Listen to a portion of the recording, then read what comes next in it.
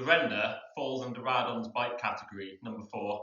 This is an all-mountain enduro machine with up to 170mm travel, which uses do not include riding on one wheel, neither front or rear, no braking that causes the rear wheel to lift up.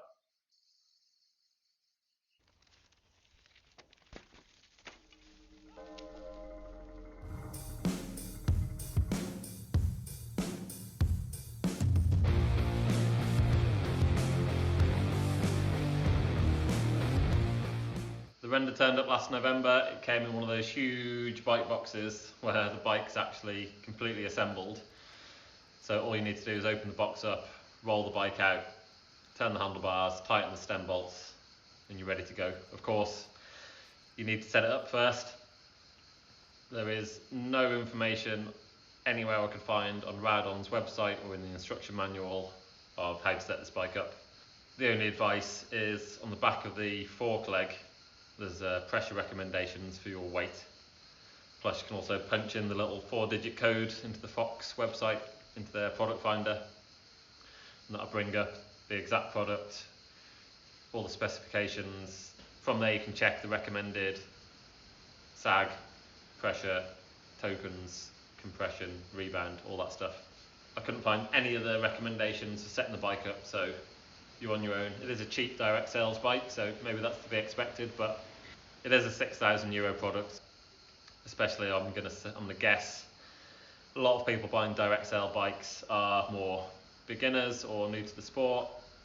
So yeah, it would be great if there was some more, even just some basic recommendations of sag, front and rear, to get you started. So the next thing to do is set up the handlebars. Brake levers, easy to get into position. I do like these cheaper MT5 levers, the long levers. I think they give a much better feel than the HC3 levers. I don't like those. They give like a very wooden feel to the brake. Grips, single lock on, nice and comfy, no problems there. The problem I did have is there's this Magura Matchmaker clamp, style clamp, I'm not sure if that's trademark, for the gear shifter, but there's no way in hell I can get it anywhere near my thumb to change gear. Just no way. So to change up into harder gears, you just can't do it. I've got to completely move my hand position to click the gears. Not ideal. And while we're here, in 600 kilometers, I've knocked off the bike computer about 50 times with my leg when I've been riding. It's better to have it in this position than on top of the stem for when you crash and break the computer, which is what I have done before, but you only need to knock your knee, computer flies off. Now, if you're on the side of a Swiss single track with a massive cliff at the side, which is a position I've been in many times on this bike, you could easily just lose your computer forever and have to walk home. So yeah, that is not ideal. It's way too close to your knee when pedaling. Now, call me old-fashioned, but I think if you buy a bike from a direct sale brand, it should turn up perfectly ready to ride, and you should not have any problems. You should be able to go for a safe bike ride the first time. The brakes on this bike were not bled properly at all, and luckily the first track I decided to ride was a track I've never rode before in Crans Montana, which was icy, snowy, and alongside the top of a cliff. Ah, so good.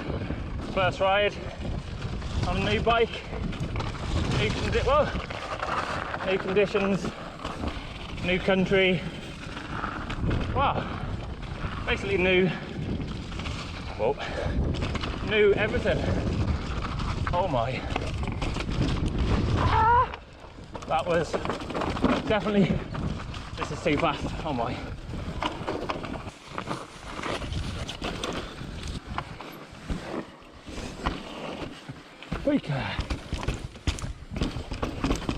Oh my, got it. Slippy, right, whoa.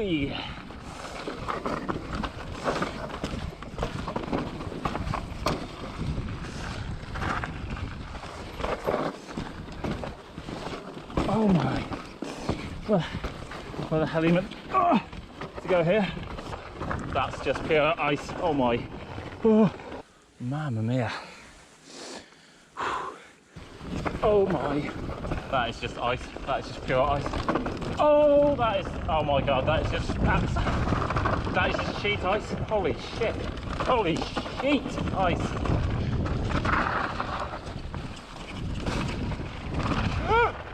Oh, that was too fast. About 2 months. Valet never fails.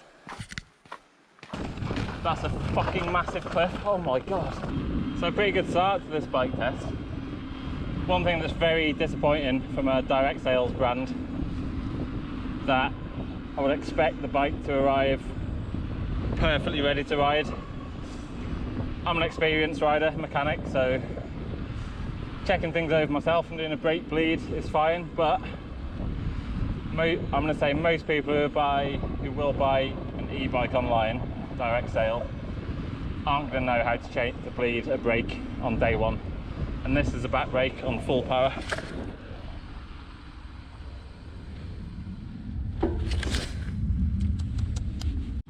And the front brake's not any better. Slightly better. Yeah, sorry, that is not excusable. So apart from the brakes, the only other real issue with the bike has been a broken spoke. Now I am a fan of DT Swiss wheels, they're normally pretty solid. This rim's got a few dings, apart from that it's been pretty good. But I did snap a spoke out on the trail, but I thought, straight pull spokes, that means you can just slide the spoke out, slide the new one in on the trail. You don't need to take off the disc or the cassette. But this one, you can't get the spoke out, even though it's straight pull, which is really, really frustrating. Now you're probably starting to think this guy just keeps moaning about everything to do with mountain bikes, which is partly true, but we should be critical of these products because that's a €6,000 product, which is going to be one of the most expensive things that many people buy in their lifetime after a house and a car. So there are a number of problems that I still need to moan about. The creak. I'm back from a ride now and the creaking seems to have got worse.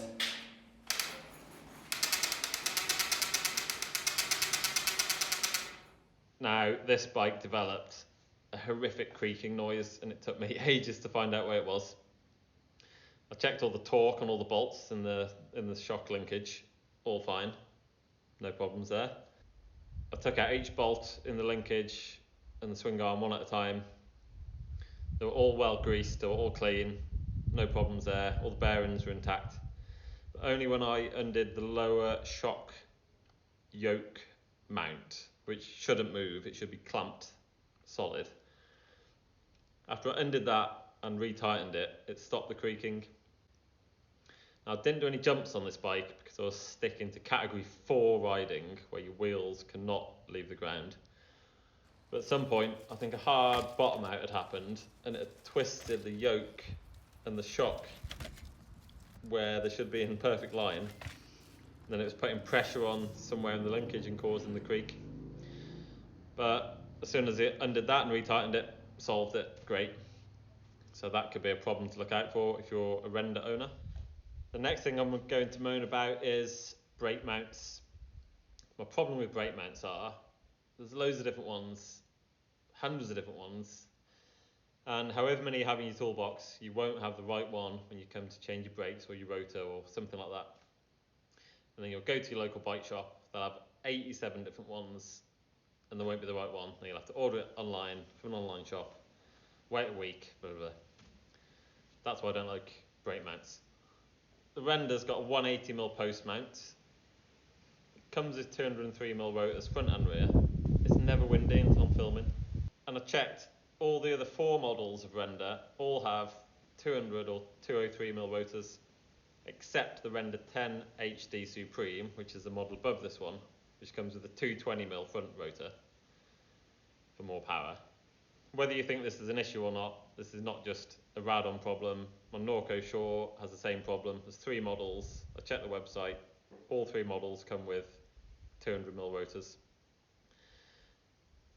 Now, you probably think I'm nitpicking, which I am, but I just want bikes to be better, simpler, easier to use, easier to maintain, all that good stuff. And nobody ever says, for the next ride, what I'm going to do is downgrade my rear rotor to a smaller one so I get less power and worse heat management. No one's ever said that.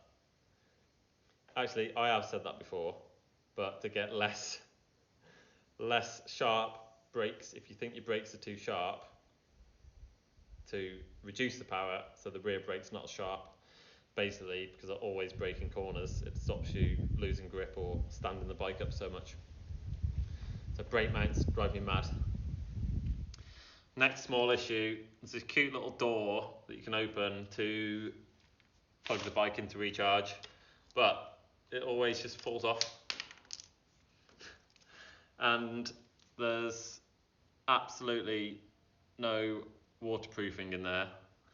And there's no seal at all around the charging point. Also, while we're talking about waterproofing, you can pop this cover off. Now, while we're talking about waterproofing, you can also pop the cover off that protects the battery.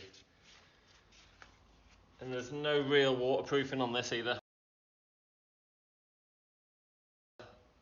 There is like a rubber edge, but I don't really think it's going to stop much water getting in, which I've mostly been riding it in dry conditions, and it does say on the frame hand wash only, not jet wash. And I haven't had any water ingress problems, but if you're riding this in the UK or in wet climates, that could cause you some issues in the future. It's definitely not waterproof very well. Another little issue, after about 200 kilometres of use, the service due light is coming on. Well, I'm sure it's not due for a service after 200 Ks, maybe it is.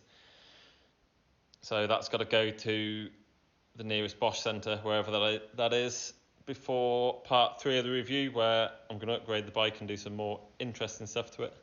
Now, I do have one more thing to moan about, which I hope is the last one, because I'm even boring myself now. The knot block. This has got an A-cross knot block headset thing to stop the handlebars rotating too far. But if you hit it a little bit hard, the knot block turns, and then you end up with no turning circle one way and way too much the other way.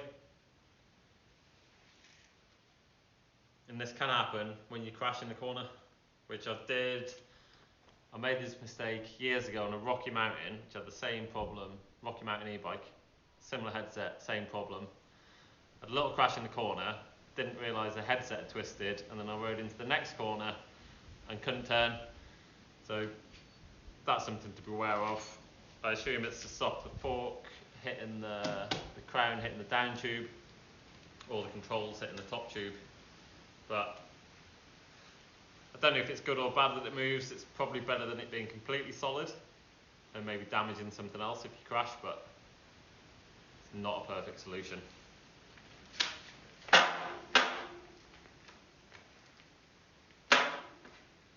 it sounds disgusting. Now, that might sound like a lot of moaning, but this has been a pretty solid, good bike overall compared to as far as mountain bikes go. Apart from, well, I don't like the saddle. The saddle's too rounded for my liking.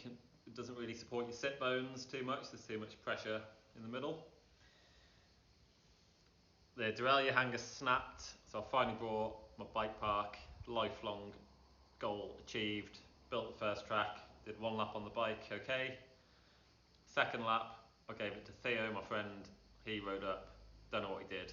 Derailleur hanger snapped, pedaling up the hill. Now, the derailleur hanger is designed to save the derailleur itself, which it did, but pedal up the hill maybe should be a little bit stronger. Then there wasn't a spare one in the box, so I had to order one, wait 2 weeks, just got lost in the Italian post like always. So yeah, apart from my small list of complaints, it's been solid. The finish is really good. SCG dropper post has been fine, brakes have been really good, wheels have been nearly perfect, derailleur didn't snap, chain didn't snap, the creaking was solved fairly easily. Yeah, overall it's been pretty solid. I have made fun of the bike category rating on the Radon website, which I know that is for legal reasons, warranty problems, that kind of thing, but this is category 4, it says it shouldn't be jumped, shouldn't be really ridden, you shouldn't do endos on it or wheelies on it. But it's a 140, 160mm bike, it's got these big bright orange suspension forks, big brakes, knobbly tyres. That's obviously what it's designed for. That's just what I'm saying. Please don't sue me, I'm definitely going to get sued. And it looks pretty rad, it looks quite rad on. But next video, riding, hopefully going to be more positive than this video, but I'm not happy with the suspension overall. There's a couple of the problems. So next video is going to be about riding and handling. And the third video is I've ordered nearly €2,000 of parts on the credit card again. Credit card's been getting battered to try and tune the bike to make it handle properly or as good as I think it can handle with some little tweaks. So both those videos coming up. Canyon Sender just arrived. I'm going to race Masters World Champs next week in Praloop in France. I think I'm in with a good chance of a medal, but I'm also thinking I might be completely weaker and slower than I thought, which is quite likely. Norco first ride videos coming up, and yeah, these videos coming up for this bike, so everything's looking good, and I've got 3 more amazing projects lined up for the autumn, so like, subscribe, all that stuff. And that's it. Thanks for watching. See you next time.